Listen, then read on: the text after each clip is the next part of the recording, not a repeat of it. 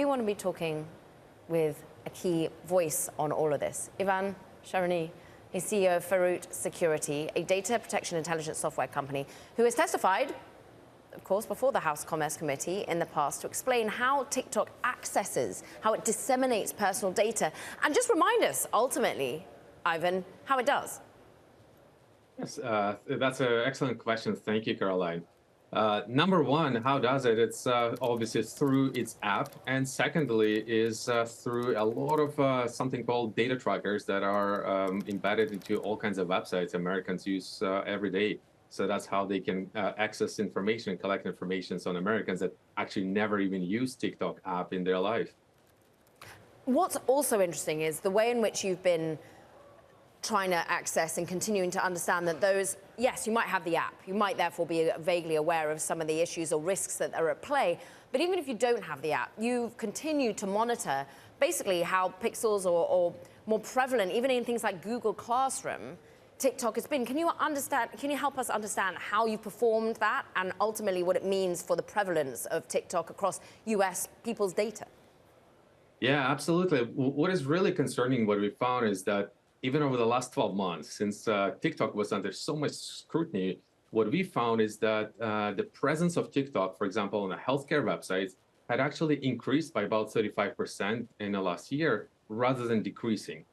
And what is concerning is that those pixels trackers that are all over the websites that we all use on every day, that they're collecting a lot of information, whether it's like what websites you use, what you enter into the websites, where you're coming in, and all kinds of information that is collected can potentially be used for all kinds of nefarious reasons, whether it's for targeting individuals or groups of people, or even potentially, again, speculating here, teaching AI systems to be even more precise on targeting Americans. So it's a very, very concerning on how much data is being collected everywhere by TikTok on people who never even use the app.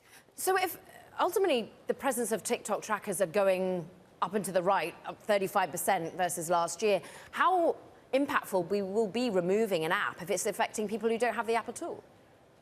Yeah, so it's a definitely very loaded topic and a question. So presumably, if it is banned, the step one will be obviously to remove the app itself from the app stores, from Apple, Google, and everywhere else it's available. Secondly, it's also removing it from all Americans' websites, so making sure that it's not collecting information on Americans outside of the app as well. And thirdly, which will be an ongoing task, to ensure that it will never come back. And frankly speaking, it's not just TikTok. There's a lot more other information being collected by other companies associated to China on Americans, in addition to TikTok as well. So, Ivan, just give us out of 1 to 10 how hard it would be to, it sounds easy, you just remove it from the App Store, you get rid of it on websites, but technically speaking, how effective do you think this can be? It can be definitely very effective. Probably a really good illustration here is something that is happening in the payment security in this credit cards are being governed, how you're paying online and how the security of your credit card information is being governed. And what payment security is doing is they've introduced something called the new standard PCI 4, which now ensures and mandates companies on a weekly basis, it verifies that no unauthorized software pixels trackers, anything else, any software technology pieces are collecting credit card information without authorization. So a similar approach can definitely help prevent TikTok or other spying or data collection being done on Americans without authorization. I mean, of course, the Supreme Court matter is a matter of law and interpretation, and there is politicking amongst, whether or not January the 19th will be pushed out to post a new administration in the White House. But can you if you were having the ear of one Donald Trump right now, how would you articulate how risky this is for everyday Americans?